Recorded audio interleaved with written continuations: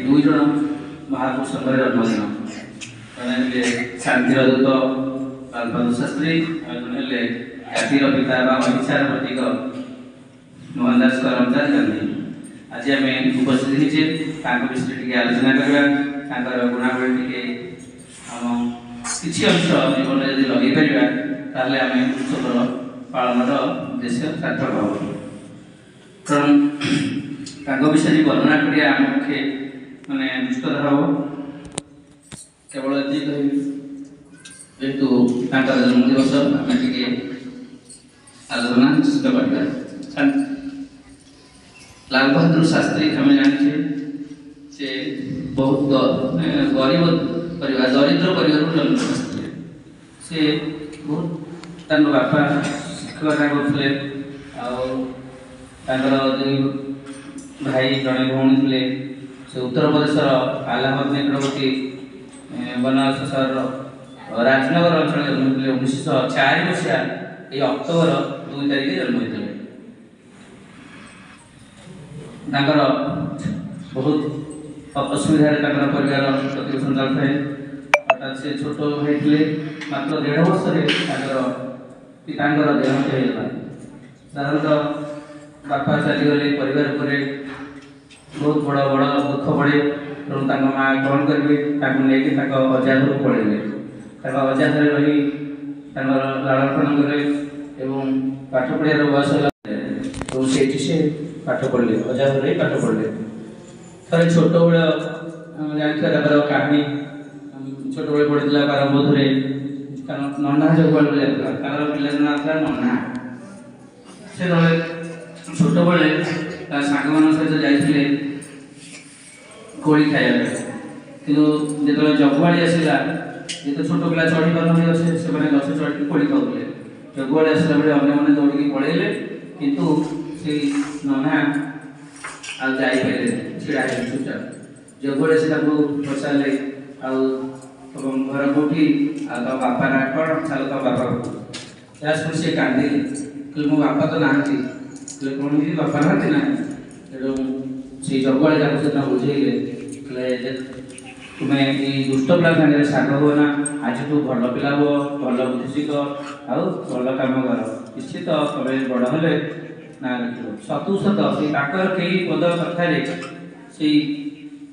जो नन्ना पिलाटी बड़ हो भारतर प्रधानमंत्री आसन अलंकृत करते भारत श्रेष्ठ पुरस्कार भारत रत्न पुरस्कार पाई से छोट बड़ू आम भल भल कथा बुद्धि कहते आम यदि कम लगेगा निश्चित भल मनुष्य हो पार से मैंने दरिद्र मैंने हार बांधला आउ थे से सांग मान सहित बहुत निर्भीक साहस थे सांग सहित पाख गाँव मेला देखा जाते घर गंगानदी कूल तेणु नदी सेपड़े मेला होता मेला देखापी जारी आसला बेले कौन होती ना डंगा छाड़ी पैसा नहीं आसापी सी कौन करेंगे सन्ध्या होते साहसी से गंगा नदी पार हो निजे पहरी पहरी घर को पलि आसते देख से छोट पिला छोट बेलू के तुलसी दुई पत्र बासला भाया छोट बेलू साहसिकता निर्भीकता गुण सब प्रकाश करूला बापार ना था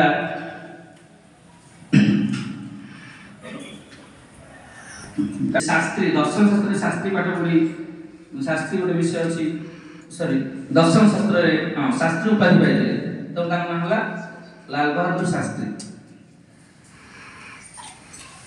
1921 मसीह छात्र जीवन से संग्राम करते छात्र आंदोलन भाग नहीं जहाद्वारा 21 मसीह मात्र 17 वर्ष 4 मसीह जन्म है 1921 मसीह से देश छात्र से विभिन्न प्रकार भाग नहीं आंदोलन कर जेल जाते 21 मसीह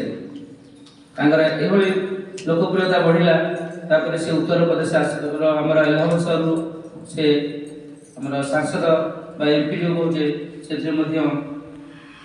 अंशग्रहण कले जहाद्वारा से जययुक्त हो लोकसभा कार्य कले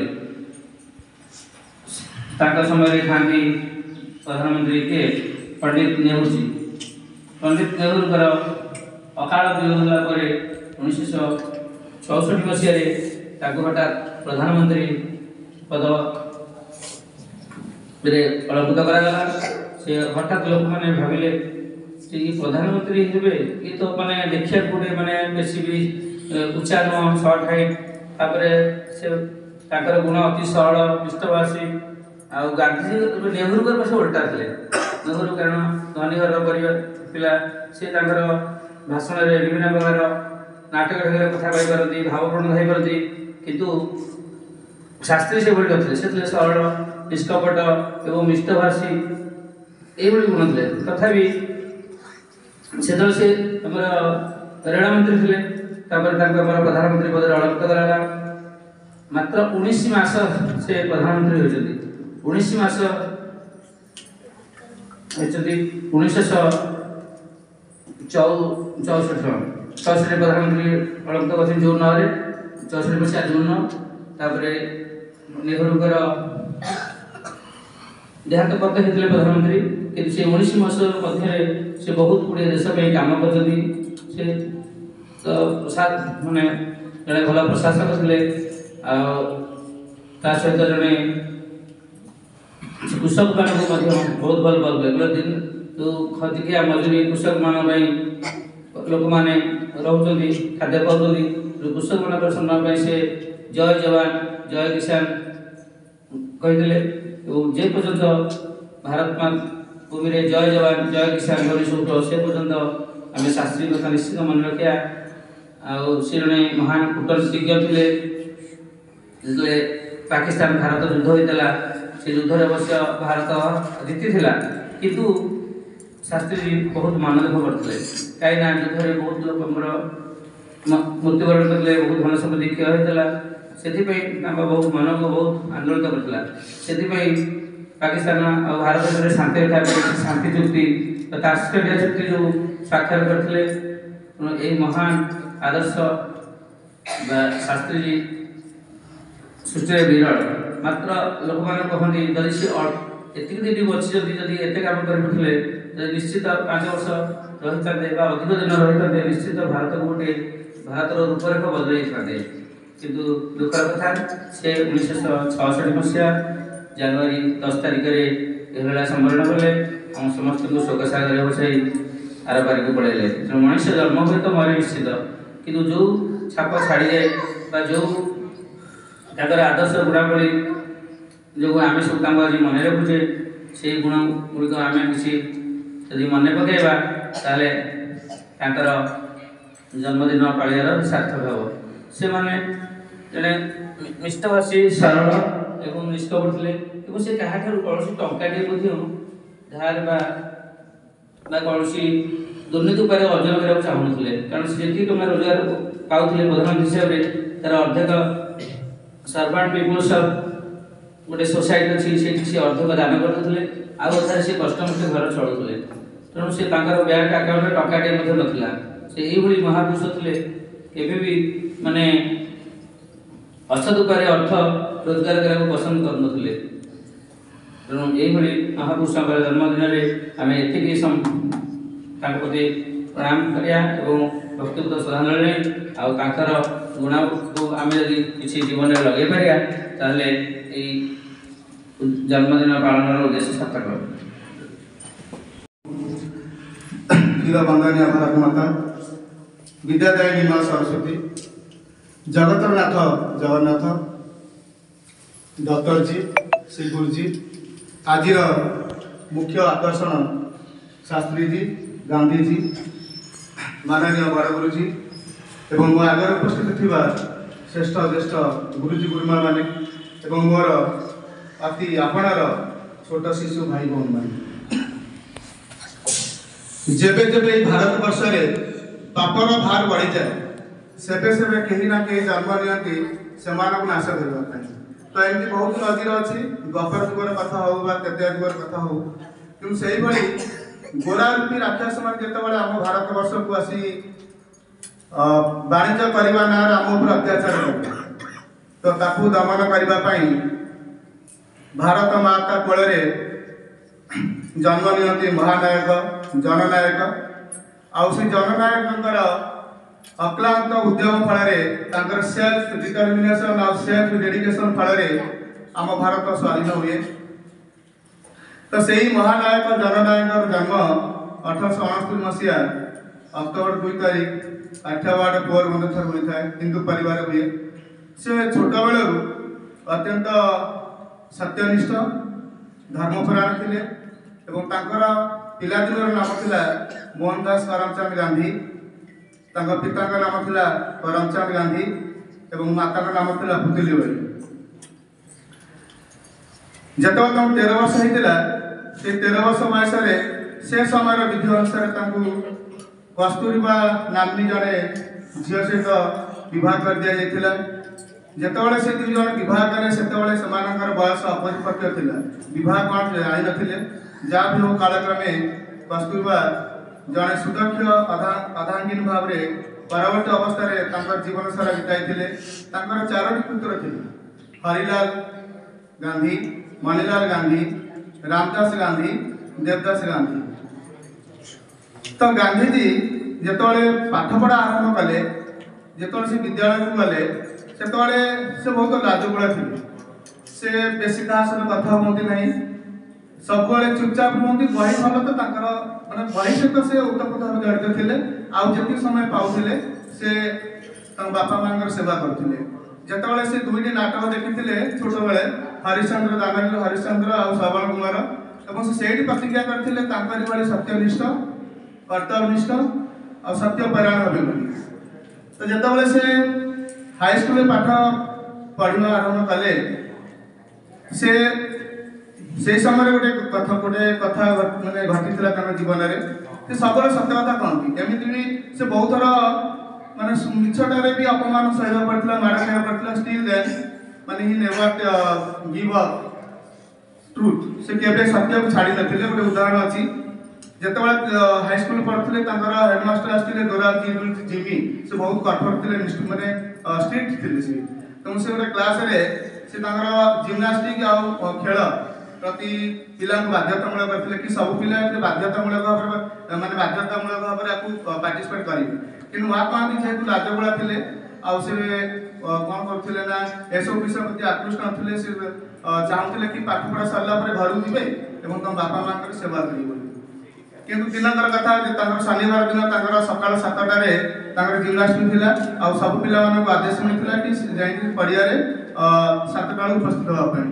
କିନ୍ତୁ ସେଦିନ ବର୍ଷା ଉଠେଇଥିଲା, ବର୍ଷା ଯଦିଓ ହେଉନଥିଲା କିନ୍ତୁ ଆକାଶ ମେଘାଚ୍ଛନ୍ନ ଥିଲା ଆଉ ସୂର୍ଯ୍ୟ ନଥିଲେ। ତେଣୁ ସେ ଜାଣିପାରିଲେନି ସମୟ। 7ଟା ପରିବର୍ତ୍ତେ 4ଟା ବେଳେ ଯାଇ ସେ ପହଞ୍ଚିଲେ। ଆଉ ସେ 4ଟା ବେଳେ ଯେତେବେଳେ ମହାତ୍ମା ଗାନ୍ଧୀ ସେ ପଡ଼ିଆରେ ପହଞ୍ଚିଲେ, ଦେଖିଲେ କେହି ନାହାନ୍ତି।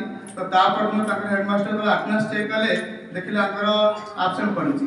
ଏବଂ ତାଙ୍କୁ ପଚାରିଲେ, କାରଣ ପଚାରିଲେ କି କାହିଁକି ଆସିଲେନି। ଇଏ ତ ଥିଲେ ସତ୍ୟନିଷ୍ଠ ଥିଲେ, ଯେହେତୁ ସବୁବେଳେ ସତ କଥା କହୁଥିଲେ, ସତ କଥା କହିଦେଲେ। କହିଲେ ସାର୍ ମୁଁ ଜାଣିପାରିଲିନି ସମୟ, ତେଣୁ ପହଞ୍ଚିଲି। କିନ୍ତୁ ସାର୍ ଏଥିରେ ବିଶ୍ୱାସ କଲେ, ଭାବିଲେ ଇଏ ମିଛ କହୁଛି। ତେଣୁ ତାକୁ ଫାଇନ୍ ସ୍ୱରୂପ ତାକୁ ଗାଳି କରାଯାଇଥିଲା।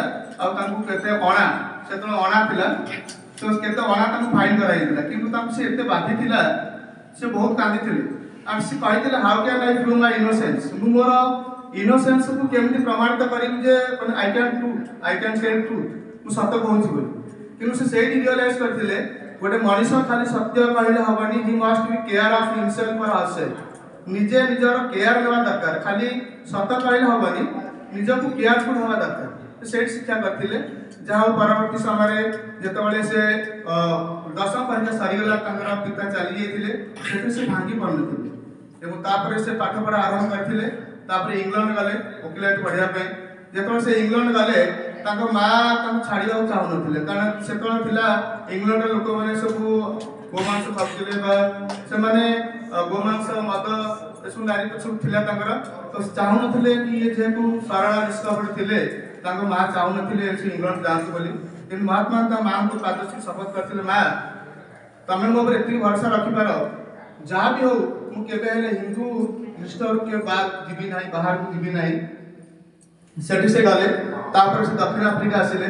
दक्षिण आफ्रिका दीर्घ 21 वर्ष रहिला परे से देखिले से गोरा लोक मानकर एई दक्षिण आफ्रिका लोक मान प्रति जो बर्बरचित व्यवहार तो सेथिरे से मिलियमान हो जाइतिले और सेठी तांको से स्वाधीन देथिले और तांको से मान कबल मुक्त करैतिले तापर से 1914 मसिया रे दक्षिण आफ्रिका लोक मान तांको महात्मा आख्या देथिले परवर्ती समय रविन्द्रनाथ ठाकुर तांकर लेखार मध्य प्रकाश करथिले जेतोळे से ओडिशा भारत आसिला परे से देखिले कि इंग्रेज मानकर प्रादुर्भाव से समान परिमाण आम उपर पड़ता तो से सेठी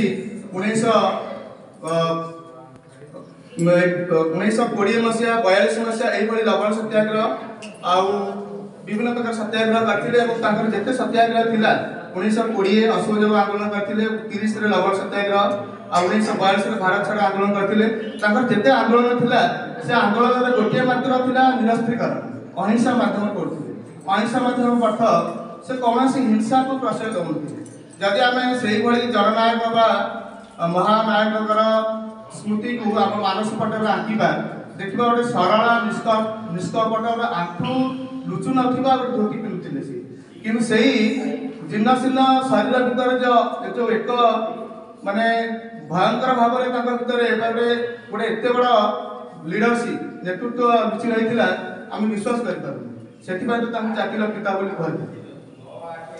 तो से महात्मा गांधी आम देशर अक्लांत परिश्रम फल आम देश को स्वाधीन कले स्वाधीन है जितेबले 1947 मसीहा अगस्ट 14 तारिख रात्रि 12टा सुधा इंग्रेज मान पेड़ी फुला सब नहीं देश को पड़ेले तापर दिन सकाल 7टा 6:45 अगस्ट 15 तारिख 6:45 आम जातीय पताका तले आम आम खुशी लहरी बांटू था कि महात्मा गांधी से भाग नहीं पारे से एक सुंदर प्रसाद गाँव में बसते नाती नातुणी मान सहित कथा होते जनवरी 30 तारिख में जो 78 वर्ष होता से बेले से प्रार्थना सभा बाहर थे समय नाथुर जड़े आतंकवादी नाथुराम गाडसे 3 थर गुली करते 3 थर गुली से प्राणवायु उड़ीला तो ये जो हत्याकांड कर पक्ष गोटे कारण अच्छे जो भारत स्वाधीन है से समय भारत 2 भाग भाग कराइला गोटे हिंदू बहुल राष्ट्र भारत आ गोटे मुसलमान बहुल राष्ट्र पाकिस्तान जो 2टा राष्ट्र होगा तो मुसलमान सब चाहिए कि भारत को मत यहाँ दिव से यही डिमांड करने लगे तो जो डिमांड कर लगे महात्मा गांधी कहले अरे से आमरी मार भाई पुआ से आमर भाई से ठीक है जहाँ बहुत दे दियो कि परवर्त अवस्था जम्मू काश्मीर उठिला से कहले ना या ये महात्मा गांधी रहा ठीक नुह तो से उठीला लटेरी उठला जहाँ नार पड़ता जो नाथुराम गडसे तुमसे गुली करते जहाँ भी हो तो महात्मा गांधी आम देशर जड़े उच्चकोटीर नेता थे से खाली आम भारत नहीं बाहर देश से प्रभावित होते अहिंसा माध्यम हिंसा को प्रश्रय न सब जहाँ भी कर अहिंसा माध्यम करवा से नेल्सन मांडेला मार्टिन लूथर किंग एमान नीति प्रभावित हो देश को दक्षिण आफ्रिका और युक्तराष्ट्र अमेरिका स्वाधीन करते महात्मा गांधी ना कहले खाली भारत वर्ष नुह पृथ्वी विश्व सारा ना स्वर्ण अक्षर लिपिबद्ध रही जे पर्यंत पृथ्वी पृष्ठ लोक मैंने थे से पर्यंत ना स्वर्ण अक्षर एमती लिपिबद्ध रही गुणगान करवा तो महात्मा गांधी एक धारा जड़े उच्चकोटीर नेता थे सुवक्ता थे आ जड़े उच्चकोटीर मानविकता समस्त प्रकार मानविकता भर परिपूर्ण था तो से केते गुड़िए कथा कहते प्रथम कथा है कि प्रथम आम निज बदल किए कौन कहूँ कौन करुच्ची आमर विवेक जहाँ कहूँ आम से हिसाब कम करवा जदि आम विवेक कहूँ ठीक तार ठीक दुनिया लोक मान तो अच्छा पृथ्वी तो विभिन्न प्रकार लोक अच्छा विभिन्न प्रकार लोक विभिन्न प्रकार कथा कही कि से कहते प्रथम आम निज समीक्षा करवा आम भर जो आत्मा आम भर 2टा जिन अच्छी गोटे आत्मा परमात्मा आम जहाँ राक्षस देवता जहाँ अन्य साहित्य वर्ड विवेक अविवेक बोले कहूँ तो सब आम विवेकानुगत हम ठीक अच्छे लोक मत यह कहला से कहला से केयर कर विवेक कहूँ ठीक तो ठीक तापर से आहरी कहते प्रथमे निजर चरित्र गठन ନିଜର ଚରିତ୍ର ଗଠନ ହେଉଛି ସବୁଠାରୁ ବଡ଼ କଥା। କିଏ କ'ଣ କହିଲା ନ କହିଲା ଠିକ୍ ନାହିଁ, ଆମେ ନିଜେ ଠିକ୍ ତ ଠିକ୍। ଭଗବାନ ଦରବାରେ ଲୋକମାନଙ୍କର ତ ମାନେ ମତ, ସେମାନେ ଲୋକମାନେ ବିଭିନ୍ନ ପ୍ରକାର ଯେହେତୁ ଅଛି ମୁହଁ ଅଛି, ସେମାନେ ବିଭିନ୍ନ ପ୍ରକାର ମତ ପାଇବେ, କିନ୍ତୁ ଆମେ ଭଗବାନଙ୍କ ଦରବାରେ କେବେ ଦୋଷୀ ହେବାନି ଯେ ମୁଁ ଏଇ ଭୁଲ କାମ କରିବି। ଅଜାଣତରେ କ'ଣ ହେଇପାରେ, କିନ୍ତୁ ସବୁବେଳେ ବିବେକାନୁମୋଦିତ ହେବା। ତାପରେ ସେ ଆଉ ଗୋଟେ କଥା କହୁଥିଲେ, ଆମେ ନାରୀମାନଙ୍କୁ ସବୁବେଳେ ସମ୍ମାନ ଦେବା। ନାରୀମାନେ କାହାର ଭଉଣୀ ହେଇପାରେ ବା କାହାର ମା ହେଇପାରେ, ତ ଆମେ ଜଣଙ୍କର ଭଉଣୀକୁ ନିଜ ଭଉଣୀ ବୋଲି ଭାବିବା, ଆଉ ଜଣଙ୍କର ମା ନିଜର ମା ବୋଲି ଭାବିବା। ତ ପୂର୍ଣ୍ଣାଙ୍ଗ ଭାବରେ ସେ କହୁଥିଲେ କି ଆମ ଜାତିକୁ ଯଦି ଆମେ ସୁଦୃଢ଼ କରିବାକୁ ଚାହିଁବା, ଆମ ଦେଶକୁ ଯଦି ସୁଦୃଢ଼ କରିବାକୁ ଚାହିଁବା, ତ ପ୍ରଥମେ ଅନ୍ୟମାନଙ୍କୁ ବଦଳାଇବା ପରିବର୍ତ୍ତେ ନିଜକୁ ବଦଳାଇବା। ଆଉ ଗୋଟେ କଥା ସେ ସବୁଠାରୁ ଭଲ କଥା କହୁଥିଲେ, ଆମେ ଆମ ଭିତରେ ଯେଉଁ ଆତ୍ମା ଅଛି ସେ ଆତ୍ମାକୁ ଆମେ ନେଇ ଚିହ୍ନିବା ଏବଂ କହିବା କି କିଛି ଗୋଟେ ସବୁବେଳେ ନିଜର ଦୋଷ ବାହାର କରିବା କି ନାଇଁ ଆଜ୍ଞା ମୁଁ ଏଠି ଦୋଷୀ ଅଛି। ତ ସେଠି ଦେଖିବେ ଆପଣଙ୍କ ଛାଡ଼ ସବୁ ଗଣ୍ଡଗୋଳ ସମାଧାନ ହେଇଯିବ। କିନ୍ତୁ ଆମେ ତ ମହାମାନବ ନୁହଁ, ଆମେ ମାନବ। ତ ସବୁବେଳେ ଆମେ ପରର ଦୋଷ ଦେଉଛୁ, ସେ ଏଇଆ କଲା ସେ ଏଇଆ କଲା, କିନ୍ତୁ ଆମେ କେବେ ହେଲେ କହୁନା କି ମୋର ଦୋଷ ଅଛି। ଆପଣମାନେ ଦେଖନ୍ତୁ, ସେ କହୁଥିଲେ ଯଦି ଆପଣ ନିଜର ଦୋଷ ମାନିନେବେ, ଦେଖିବେ ସେଇଠି ସବୁଜ ସମାଧାନ ହେଇଯିବ। ଆଉ ନା କଳି ଆଗକୁ ବଢ଼ିବାର ଅଛି ନା ଆଉ କିଛି ହବାର ଅଛି। ତ ସେ ସେଥିପାଇଁ କହୁଥିଲେ ଆଗ ନିଜକୁ ସୁଧାରନ୍ତୁ। ଠିକ୍ ଅଛି, ଏତିକି କହି ମୁଁ ବାହାରି ବିରାମ ଦେଉଛି।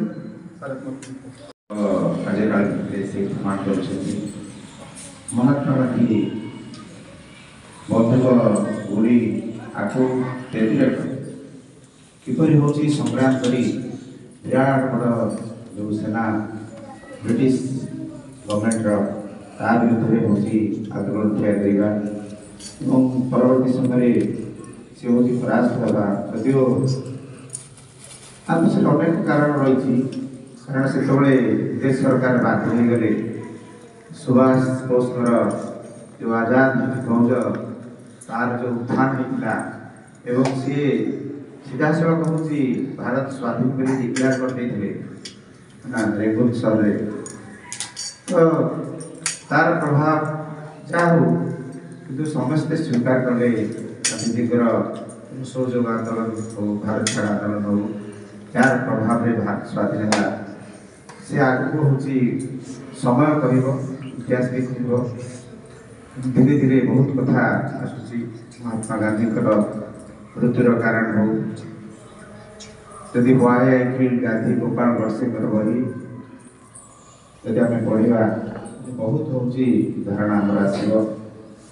ମୁଁ ତ କହିବି ସବୁ ଯୁବକମାନେ ନିଶ୍ଚୟ ପଢ଼ନ୍ତୁ ହ୍ୱାଇ ଆଇ କିଲ୍ଡ ଗାନ୍ଧୀ। କାହିଁକି ଗାନ୍ଧୀଙ୍କୁ ହତ୍ୟା କଲି, ତାଙ୍କ ଭାଇ କରି ଯେଉଁ ଲେଖାକୁ ଗୋପାଳ ଗଡ଼ସେ ତାକୁ ଭାଷାନ୍ତର କରିକି ଲେଖିଛନ୍ତି। ଆମେ ହେଉଛି ପଢ଼ିବା ଦରକାର। ବହୁତ ଇତିହାସ ରହିଛି ଆ ପଛରେ, ମାନେ ଅନାଲୋଚିତ ବିଷୟ ରହିଛି। ପ୍ରଥମେ 38 କୋଟି, ତାପରେ ପୁଣି ହେଉଛି 56 କୋଟି ହେଉଛି ଦିଆଗଲା। ପୁଣି ପରବର୍ତ୍ତୀ 68 କୋଟି ଦେବା ସେ ଜିଦି କରି ବସିଲେ। ତାପରେ ହେଉଛି ଭୁଲା ହେଉଛି ନିଷ୍ପତ୍ତି ସେ ସମୟରେ ନିଆଗଲା। ନାଥୁରାମ ଗଡ଼ସେ ନିଷ୍ପତ୍ତି ନେଲେ। ସେ ହ୍ୱାଇ ଆଇ କିଲ୍ଡ ଗାନ୍ଧୀ ବହିରେ ସେ ଲେଖିଛନ୍ତି, ଗୋଟେ ସେଣ୍ଟେନ୍ସ ଅଛି, ଯଦି ଏମିତି ଏକ ସମୟ ଆସିବ ଭବିଷ୍ୟତରେ ଯେଉଁଠି ଆପଣମାନେ ଦେଖିବେ ଯେ ଯେଉଁଠି ମହାତ୍ମା ଗାନ୍ଧୀଙ୍କର ପ୍ରତିମୂର୍ତ୍ତି ସ୍ଥାପନ ହେଇଛି ସେଇଠି ମୋର ପ୍ରତିମୂର୍ତ୍ତି ସ୍ଥାପନ ହେବ ଏବଂ ଧୀରେ ଧୀରେ ସତ୍ୟ ହେବାକୁ ଯାଉଛି, ସତ୍ୟ ଉନ୍ମୋଚିତ ହେଉଛି। ସମୟ ଅଛି, ସମୟ କହିବ। ଯାହା ହଉ, ତଥାପି ହେଉଛି ଯେଉଁ ଦୁଇ ମହାପୁରୁଷ ନିଶ୍ଚିତ ଭାବରେ ତାଙ୍କର ବହୁତ ଅବଦାନ ରହିଛି। ବ୍ୟକ୍ତି ନିର୍ମାଣରେ, ବ୍ୟକ୍ତିର ଚରିତ୍ର ନିର୍ମାଣରେ ବହୁତ କିଛି ଅବଦାନ ମହାପୁରୁଷଙ୍କର ରହିଛି। ସମାଜକୁ ଶୃଙ୍ଖଳିତରେ ବ୍ୟକ୍ତି ଚରିତ୍ରକୁ ହେଉଛି ସୁଧାରିବାକୁ। ଆଉ ଯେଉଁ ସମାଜରେ ବ୍ୟକ୍ତି ଚରିତ୍ର ଭଲ, ସେ ସମାଜ ସେଠି ଉନ୍ନତ ଏବଂ ଅଗ୍ରସର ହୋଇକି ସମାଜରେ ଉଦ୍ଭାସିତ ହୁଏ।